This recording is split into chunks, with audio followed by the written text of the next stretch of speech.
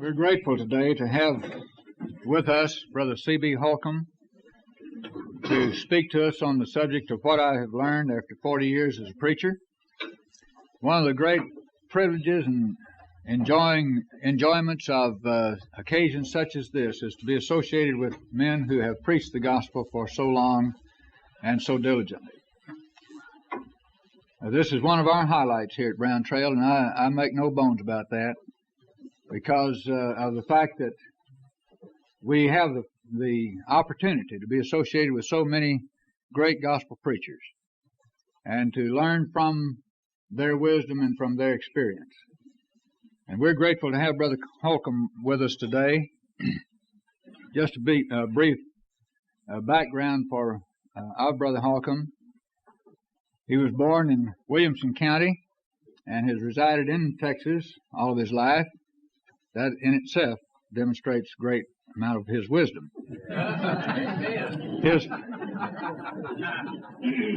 His formal education began in a one-room, one-teacher country school in Wichita County. He walked 3.5 miles each way to get to that school.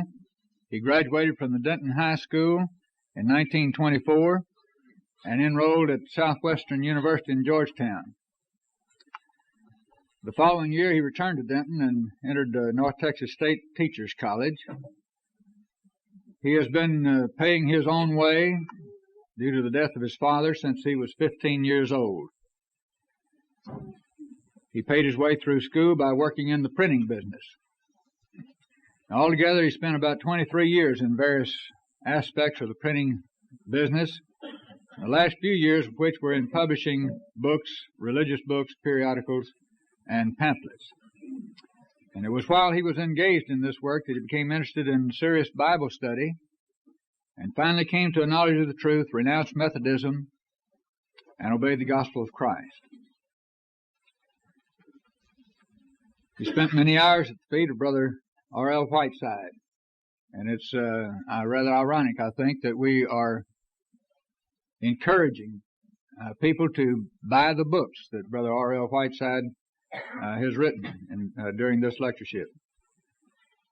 Brother Holcomb's public work began in teaching a large class of college students at the Pearl Street congregation in Denton.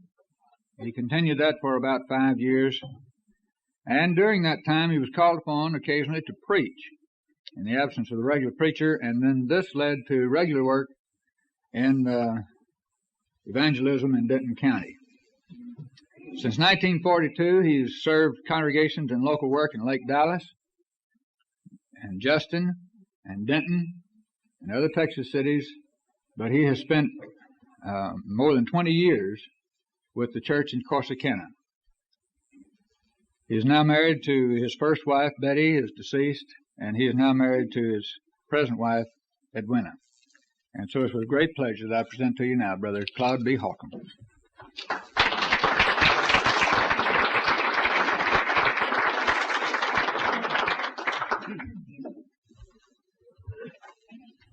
Thank you, Brother Whitten. I was interested in learning some things about myself in that history that you have just read here, but most of it is exactly accurate. And I must say that I appreciate very much the invitation that I've been extended to be here today on this occasion. I'm somewhat surprised that I am called on to speak before such an august body as is before me today, where there are so many who know so much more than I do, have learned so much more, and have been preaching longer than I have. And when I began to consider what I had to do when they assigned me this subject, I began to wonder what I had learned in 40 years of preaching. So I said something to my associate there in Denton, who is a graduate of this Brown Trail School of Preaching, and I'll pause a moment to commend the work that the brethren are doing in that school. They have turned out some mighty fine preachers that work hard, and we have an example of it at North Beaton in Corsicana right now, because few years ago, I called Wendell Winkler and told him that we were looking for a man as an associate there. Got a man that's looking for something just like that right now. So he sent us Steve Hanley, a graduate of this school. And I went to Steve, and to show you how much help he is to me, I said, Steve, what in the world am I going to tell them that I've learned in 40 years?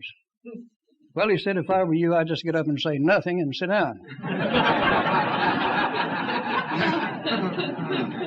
I was talking to Maxie Boring here last week, and I told him that story, and he said, well, why don't you just do that?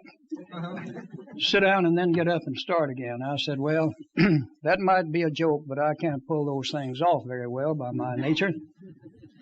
I laugh at good humor as much as anybody, and I enjoy it, but I've never been successful at pulling it off. Just not my nature. I turn out to be the biggest joke of all when I try. So I'll have to be a little more serious on this occasion and try to tell you some things that I feel like that I've learned during the time I've been preaching. And I think that there are some young men in the audience here today who are attending school and others who have just entered into the work. And perhaps I can say a few things that will bring to your remembrance, as Peter says, things that you already know and are established in the truth, and perhaps help some of these young men who are entering into the work. So I have jotted down 25 or 30 points here that I think that I can deal with in 8 or 10 minutes each. And that's after the introduction, of course. And what I've learned comes from experience and observation. And in talking about that, it may sound as if I'm telling the story of my life, which I know you're not particularly interested in, but is about the only way I knew to approach the subject. One thing that I have learned is that I didn't know as much when I first started as I thought I did, because there is so much more to know than any of us will ever learn. And that's one thing that entered my mind at first. There's so much more to know than I have learned that I feel like I have learned very little. We'll never come to the end of knowledge unless we cease to search for it, and that is very important in this work. Because the wise man admonishes us to seek for knowledge, to cry after knowledge, and to search for her as for hid treasure. And we must keep on seeking knowledge if we're going to continue in this work. A young man came to my office some years ago, and he said, how long have you been with this congregation? Well, at that time, I answered, about 12 and a half years. He said, don't you run out of soap when you stay in a place that long? I said, no, brother, you've got the material there all the time if you want to use it. But you'll certainly have to keep studying if you're going to use it right. There are different ideas about the tenure of a preacher in certain places. There are some who think that we should not stay very long, but I feel as long as the preacher fits in and things are going well, that there's no need to be moving about. And sometimes I think I've seen some congregations hurt by too much moving, and I think I've seen some preachers hurt. Now, circumstances, of course, alter cases. I know that. And there are times to move. But I've been engaged in this work about 44 years, and I've preached in only 4 towns during that time. And I've been in 2 of those towns twice, however, with 2 different congregations. But some of you might look at me and think that I should have been preaching more than 44 years, but just remember that I got started late. I was brought up in the Methodist Church. And as Brother Whitten has said, I did attend a Methodist school my first year in college. And as a matter of fact, I'll say that I lost my Methodist religion while I was down there. And I obeyed the gospel at 29 years of age. But I've learned that the brethren are supremely gracious and generous in giving help and encouragement to those who are striving as they should in the work. a young man came to my office again and said what? He had just graduated from college, and he had just found his first place to continue or to start in local work. And he said, I want you to tell me what I should do to be a success in this work. I said, well, I don't know why you asked me, but the first thing that enters my mind is hard work and prayer and plenty of both. And then I went ahead to say a few other things. And I reminded him that studying is hard work, and that's all you can make of it if you do it right. And that's what I would advise all young men when they're thinking about entering this work, is that it isn't easy. When I first moved to Corsicana in 49, the latter part of 49, there was a Brother Jameson working in Ennis as the local preacher there. And I was talking to him one day. He said, I've chopped cotton, I've picked cotton, I've worked on the farm in the fields, but I've never had work as hard as this. I kind of understood what he meant. And when you become slack in studying, it isn't going to be long until the brethren are aware of it. Some years ago, when I was working, well, as a sort of an associate at the Pearl Street Church in Denton, in my early experience as a preacher, the local preacher there was in his office one day, and one of the elders came in and began to upbraid him because he didn't spend more time on the street, popping in and out of the stores. And the preacher answered and said, well, I have to spend a lot of time in the study here. The elder said, oh, sure, you could lay that book aside and know for 6 months, and nobody'd ever know the difference. The preacher replied, oh, yes. First of all, I'd know the difference. Wouldn't be long till the brethren knew it, and most of all, the Lord would know it. And he said, I don't want that. So it takes a great deal of time in the study for a preacher to be a success at this work. A young man from Illinois was in our service our services just a week ago last Sunday. And he had been converted through a campus ministry there at the University of Illinois. And he said, I'm just beginning to make some talks before audiences, and I find that I'm extremely nervous. He said, I thought maybe you might be able to help me to overcome that. Well, I said, don't overcome it altogether, because you need a little bit all the time to keep you on your toes, a little tension at least. But first of all, I'd suggest that you know your subject to begin with, and keep your mind on it, and forget who is talking and who you're talking to. And think of your audience not as patrons to be pleased, but as people to be taught, and their sinners to be saved, and saints to be edified, and God to be glorified. And when you feel that you're not doing as well as you should, then you can do as David and encourage yourself in the Lord. And there may be times when you'll feel that that's the only source of encouragement that you can get. But anyway, just be yourself. And don't try to imitate somebody else in this work. Because I have seen at least one young man that I think of look rather ridiculous in trying to imitate another preacher. Brother John T. Smith, some of you are old enough to remember his work in Texas, gave me some good advice one time when he said, don't try to ride somebody else's bandwagon. So be your own man, do your own studying, your own thinking, and just do your best to please the Lord. Well, this doesn't mean that I haven't learned a lot from listening. And listening is supremely important. Do your own study and thinking, of course, but be ready to listen. With the idea in mind, of course, of holding fast the pattern of sound words. As has been mentioned, I spent 15 years in the same town with Brother R.L. Whiteside. Brother Whiteside was very tactful, very quiet, and a kind man. And he would listen to me on the radio there in Denton on Sunday mornings.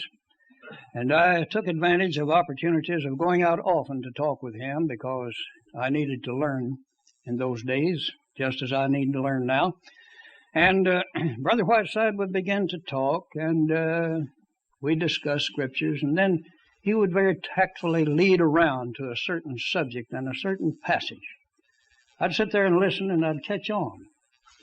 Well, that's not exactly the way I said that in that lesson last Sunday morning on the radio. And he didn't upbraid me for that. He didn't rebuke me. But he would just lead around and tell how it was. Then I would go and study it. While I was associated with Brother Whiteside, I would sometimes argue with him a little. And I'd tell him, now, Brother Whiteside, I respect your knowledge, your scholarship very much. And I'm not just trying to be smart or be argumentative. But I argue with you sometimes to try to draw you out so I can see it. A little thick-headed sometimes. And I wasn't always clear on some of the things that Brother Whiteside had to say, but they weren't supremely important so far as salvation and the gospel was concerned.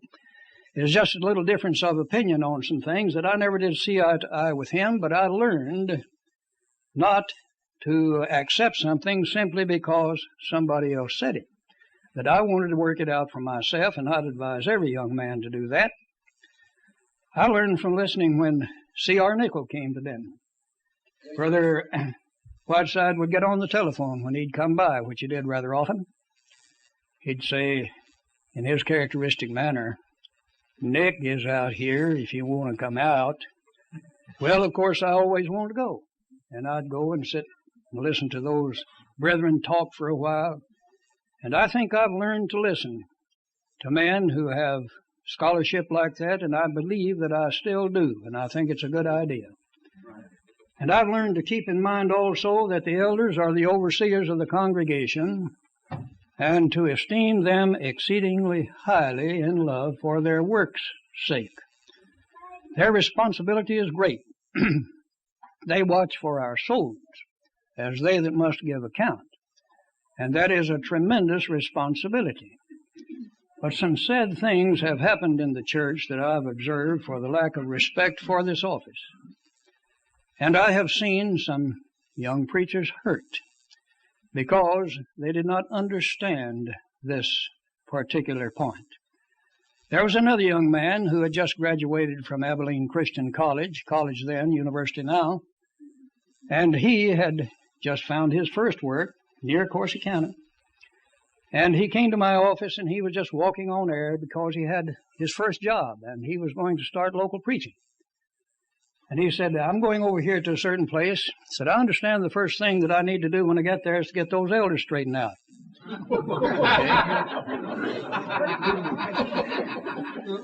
About a year and a half later, he came back, and he said, "I'm moving."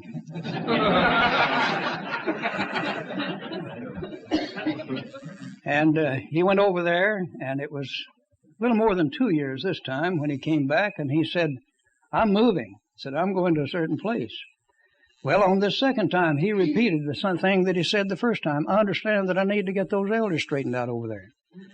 But when he came back, he said, "I'm learning some things the hard way."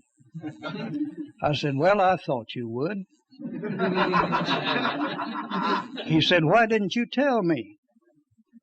I said, "Well, I was afraid you wouldn't believe me in the first place, and I thought it would be good if you'd learn it firsthand." Unfortunately, I've been called upon to help where some ambitious brother tried to get rid of the present elders so he could make a run for the office. And I will do this only at the invitation of the elders who are serving at the time. But I've had that to do, and I'm sorry that churches have been hurt that way. Now, there are times when we need to pass some information on to the elders. That's true. And they're human beings. And, of course, they might make some mistakes sometimes in judgment. But I was working in a certain place with a group of elders where there was one that would just make snap judgments at everything that came up, just like that. 2 or 3 times I would say, "Well, now, just wait a minute. Did you know so?" "Oh, no, I didn't know that. That's different." I've changed my mind. Well, that's a good spirit, of course.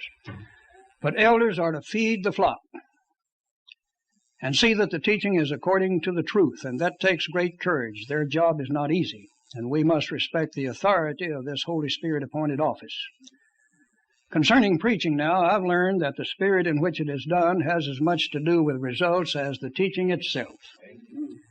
There was a time when I thought that I had to be rather bitter and hard to do it right, and I've never knowingly sacrificed a principle or withheld a truth that I thought should be taught, but at the same time I have given a great deal of thought to the admonition of the apostle when he said to speak the truth in love. And that's what we should keep in mind always.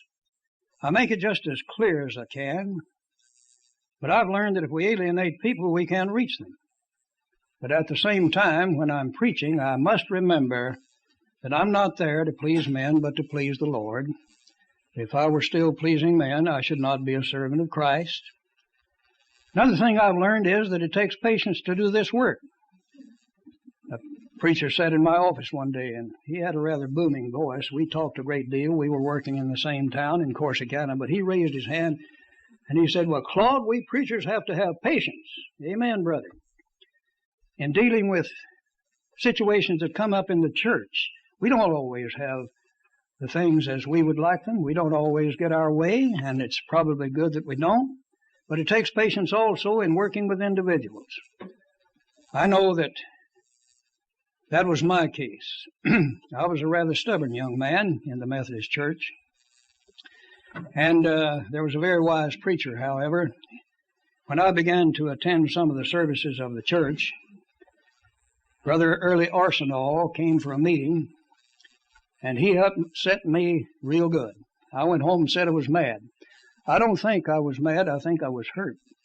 But I decided then, well, I'll just start studying my Bible, which I hadn't done much of in previous years. But I'm going to study the Bible and show them that the Methodist Church is in the Bible just as well as the Church of Christ.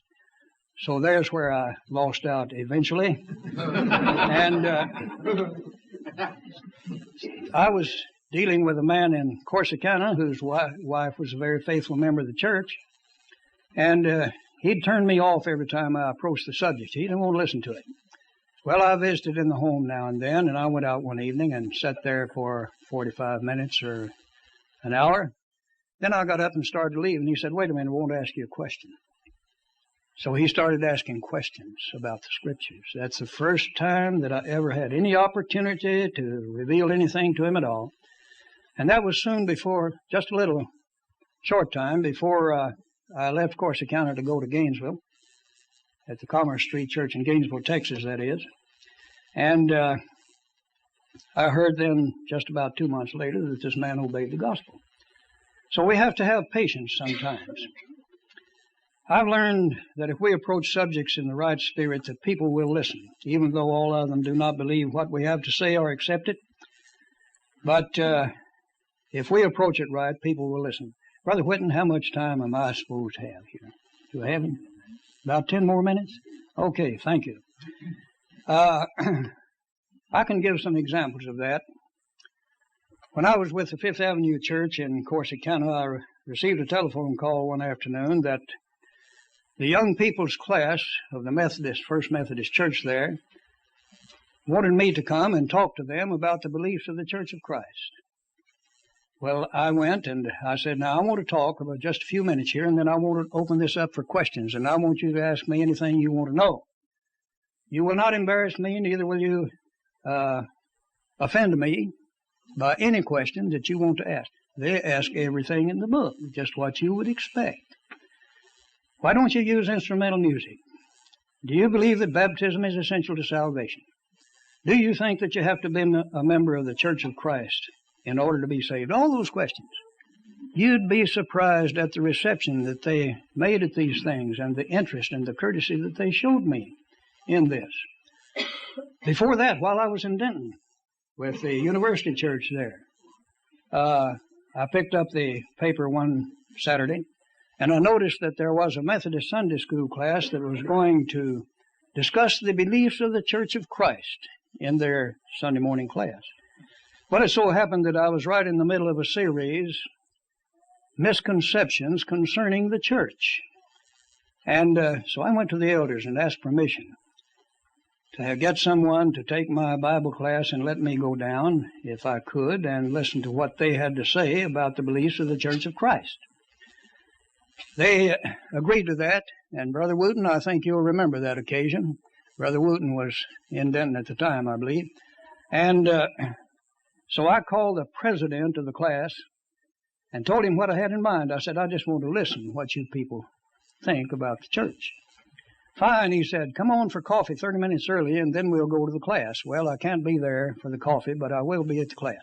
I walked in the door, and they were meeting in a separate building from the main building.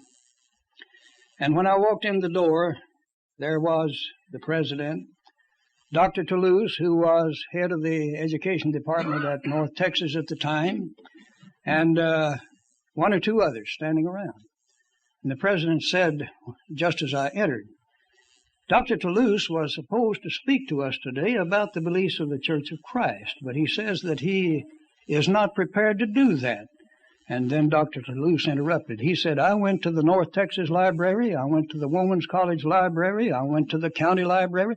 I couldn't find any literature on the Church of Christ. He said, do you folks have any literature on the church? I reached in my pocket and just had begun to pull out the literature about it when I was interrupted. So I didn't say that, but we went on to the class. And there again, you'd be surprised at the reception that I got. I told them finally, I said, no, I didn't come. I told the president, I didn't come to speak. Well, they insisted. I said, I will talk a few minutes, and then I want to open it up for questions to find out what you want to know. I did the same thing. And in that session, we had about the same thing. They asked every question that you could think of about the church. And so the young city attorney there spoke up and said, I don't know whether I should ask this question or not. I said, I think you should. I'd like to hear it. He said, I have heard that you people think that you have to be a member of the Church of Christ to be saved. He said, is that right? I said, well, the answer to that is yes. But now wait just a minute. Do you know what the Church of Christ is? I said, I think you think the same thing. So I talked for a little while about the nature of the church. I began to see some heads in that class, about 35 or 40 of them, and they began to nod their heads.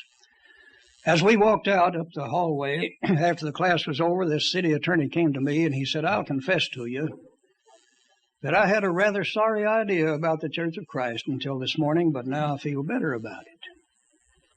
So I'm saying that if we just get this message over to the people in the right attitude, I know that attitudes toward a sermon vary greatly. I've learned that too. But if I had time, I'd like to talk about some other things about that we should be just as narrow as the truth itself in our preaching and in our faith, but at the same time broad in our sympathies and broad in our mental perception, and remember that God loves the whole world, and if we're godly, we need to love the whole world also.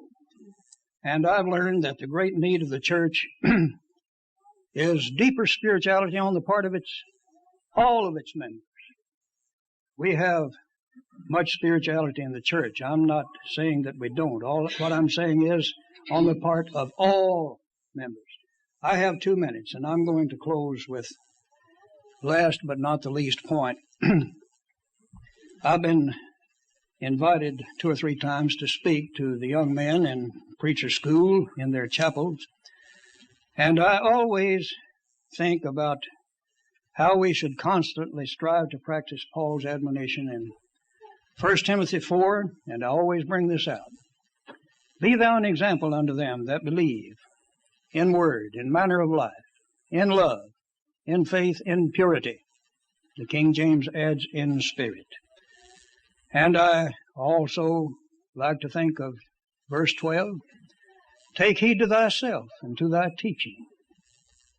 Continue in these things, for in doing this thou shalt save both thyself and them that hear thee. I realize that I haven't yet apprehended or laid hold of these things, but I must press on toward the goal. And may God bless us all to that end. I want to thank you for your courtesy and patience, and I pray that God will bless every one of you who is engaged in this cause that we all love so well. Thank you.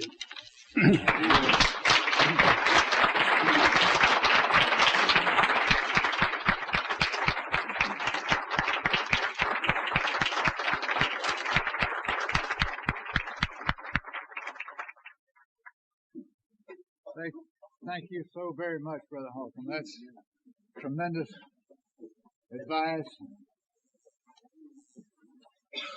fruits of your experience, and I can only say that to those words of wisdom that we heartily say amen. Thank you so much. You just tell by the tone of his voice that he knows what he's talking about, and he appreciates the Bible and the cause which we represent. At this time, this being the substitute day, Tuesdays is ordinarily the day for the preacher's luncheon, but we made a special arrangement this week. And since this is the day for the preacher's luncheon, I'm going to turn the services over to Brother Robert Bankus, who has some announcements and other items to take care of. And so we'll turn the service over to him at this time. Thank you, Eddie. Can I take up contribution now? I think it'd be interesting to identify with some of the people, Eddie, that have come from Corsicana. We have Brother Neesmith, we have Brother McFay, Brother Ross. Are you elders there, the congregation? Our Brother Neesmith is, I know. He's always been an elder. Dickie, brother. Hi, Brother Dickie. Fine. Good to have you. Haven't met them. And then also coming from Fort Worth now, we're happy to have Bob and Edlow next. Like for them to stand. Stand up, Bob, if you can. Edlow is not able to.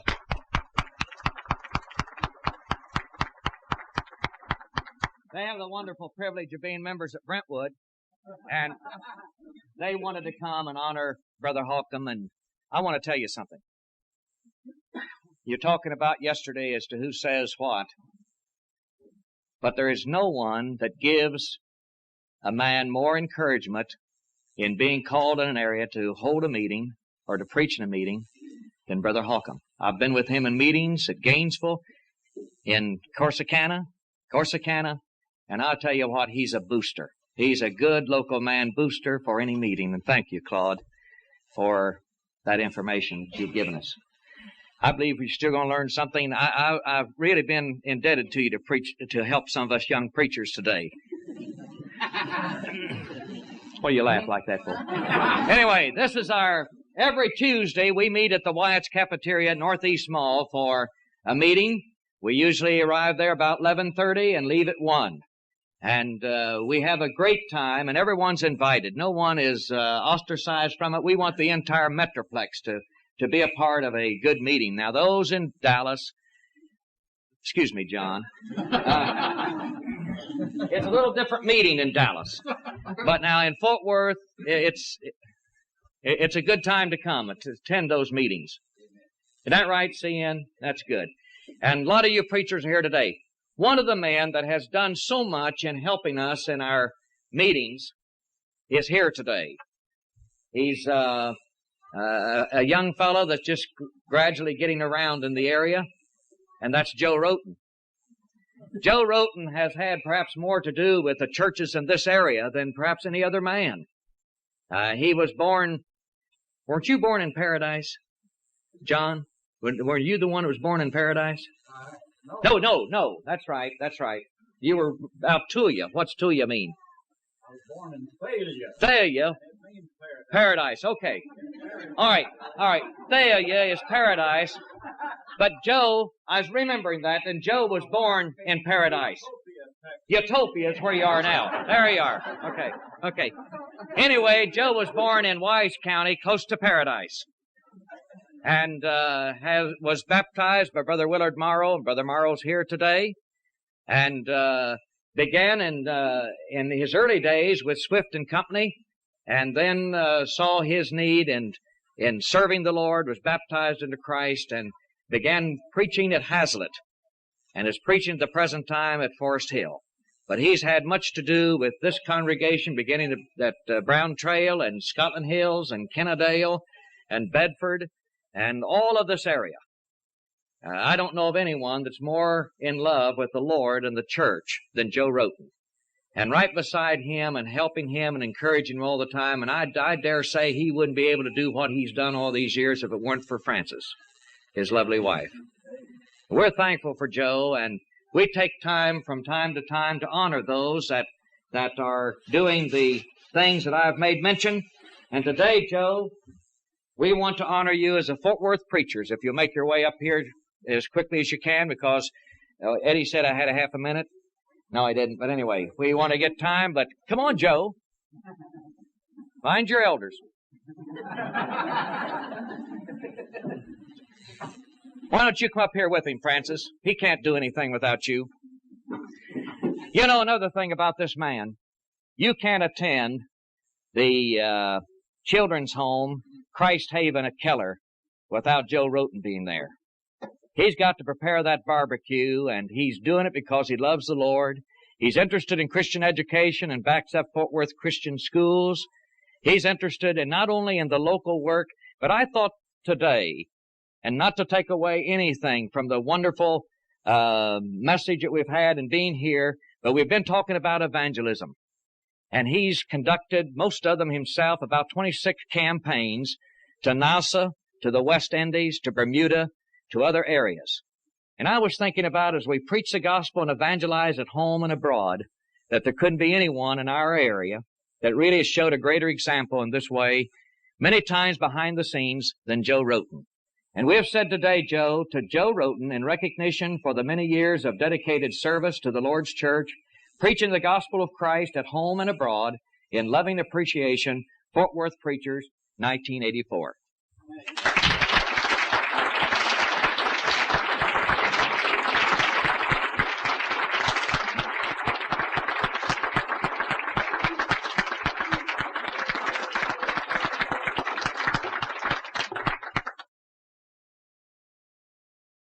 I'm reminded of one scripture. Of course, I only know one. That's John 3:16. And that's Luke 12, I think it is, in verse 25. Woe unto you when all men say good things of you, so said they unto the prophets.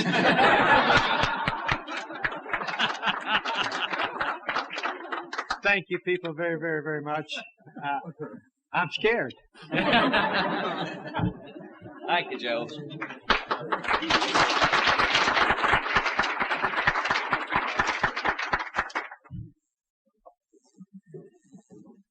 Joe didn't have any idea this was happening. He's talked to me about it. In fact, Robert sent him up to me day before yesterday here to remind the preachers and their wives to be here, and he didn't know at all that it was going to be in his honor.